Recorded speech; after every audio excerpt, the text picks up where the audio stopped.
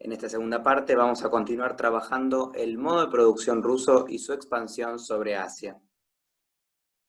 En 1547, Iván IV, el Terrible, fue nombrado zar y príncipe de toda Rusia.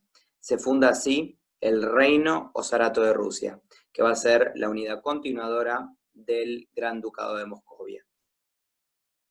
Los viajes del otro lado de la cadena de los Urales, la barrera que convencionalmente no solo divide a Rusia, sino también a Europa de Asia, tomaron impulso a principios del siglo XVII. Las exploraciones y primeros asentamientos fueron con enorme rapidez si consideramos la extensión, las escasas tecnologías y el adverso clima.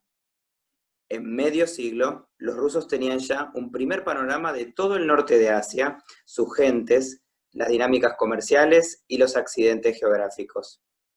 En su avance, los exploradores y cosacos fueron estableciendo puestos de avanzada a orillas de los grandes ríos de la región, como el Irtish, el Ob, el Enisei, el Lena, el Colima, el Ulia y el Amur. Como vemos, esta primera expansión rusa, sobre todo el norte de Asia, con control blando, expediciones punitivas y motivaciones, sobre todo comerciales, fue hecha netamente durante el Zarato ruso, en menos de 2 siglos. La expansión rusa en Asia coincide con el proceso de centralización estatal. En Rusia encontramos entonces, como en China, un modo de producción tributario centralizado. Para comienzos del siglo XVIII, Rusia es ya un imperio, y vamos a ver que las avanzadas van a ser más intrusivas, abandonando la dinámica defensiva que el Zarato había tenido. Hasta el momento se había fomentado el asentamiento de campesinos rusos en territorios lentamente desde el oeste hacia el este. También se habían levantado catedrales, pero no se había forzado a los habitantes originales a convertirse al cristianismo ortodoxo. La mayor intromisión estatal era impositiva, con el pago de un tributo especial, el yazak, pero los privilegios de los jefes locales de las comunidades sometidas fueron mantenidos, constituyéndose una nobleza de segunda línea. Muchos de los guerreros asiáticos, como los tártaros, fueron incorporados al ejército oficial de los zares. Ya con el imperio, la expansión rusa sobre Asia tiene un correlato con la nueva concepción sobre el Estado y la cultura rusas, surgidas del afán modernizador y europeizador de Pedro I, el Grande. A las conquistas occidentales de Ucrania, Polonia, Finlandia, Estonia y Livonia, y el encumbramiento de Rusia como gran potencia europea, le seguiría un movimiento expansionista en Asia Central y en el lejano Oriente, que va a ser llevado a cabo en el siglo XIX. Sobre todo nos interesa una región clave en esta expansión, que es Asia Central. ¿Qué características tiene esta región? Sin dudas es un extenso territorio enmarcado por una geografía muy amplia que es la masa euroafroasiática. A lo largo de la historia ha sido un área pivote entre grandes imperios. Se puede hablar de una comunidad lingüística y social muy diversa, conocida como el Turquestán en términos amplios. El nomadismo es la forma de vida mayoritaria de estos pueblos del Asia Central, un espacio muy fértil en el centro del continente asiático, y en términos políticos vemos prolongados periodos de fragmentación de estos grupos tribales y jefaturas, con unificación esporádica de algunas iniciativas estatales, como se ha mencionado también en otras clases, el caso de Tamerlán. Por acá vemos mapas de algo que mencionamos para los 3 núcleos anteriores, China, India y el mundo árabe islámico, la ruta de la seda. En los siglos precedentes, la carretera de bienes, personas e ideas de Eurasia tenía como cruce esta región, donde todos los caminos se juntaban. Es interesante pensar qué significaba este avance de Rusia en Asia Central. Una periferia que en realidad está avanzando sobre otra periferia de estos espacios que veríamos estudiando.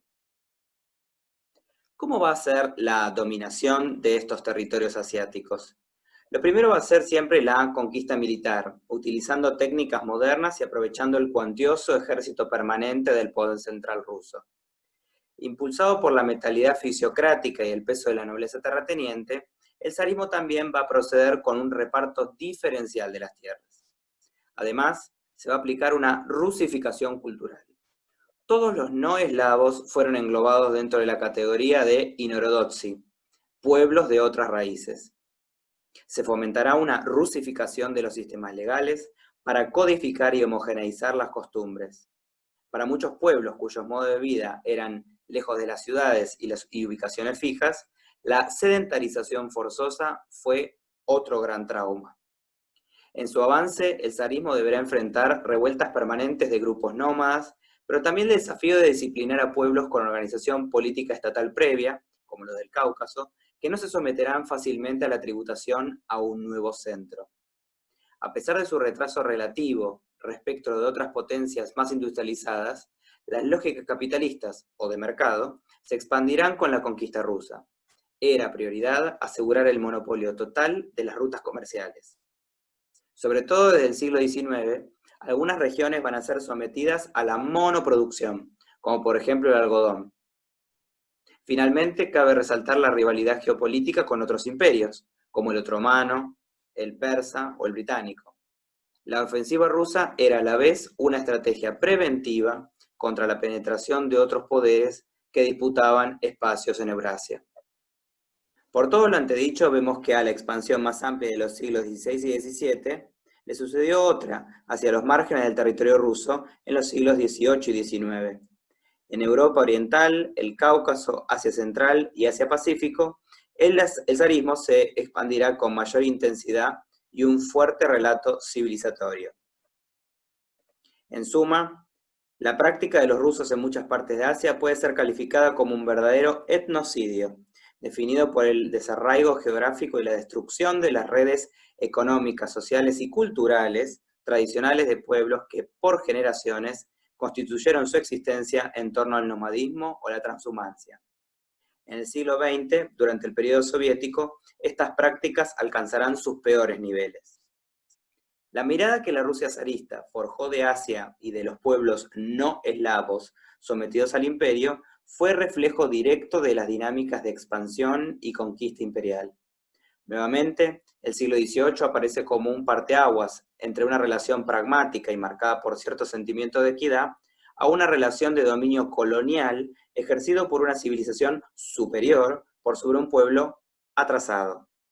Es en el afán europeizador donde deben hallarse los orígenes del eslavocentrismo, un caso más de eurocentrismo que creó un discurso y prácticas que naturalizaron la conquista paternalista de un Oriente exótico y atrasado que debía ser civilizado.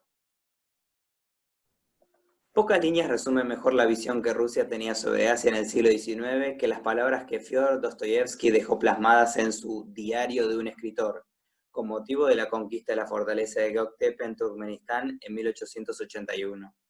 El escritor celebra la hazaña militar como un logro de la civilización y celebra el carácter dual del alma rusa, como síntesis entre el ser europeo y el asiático.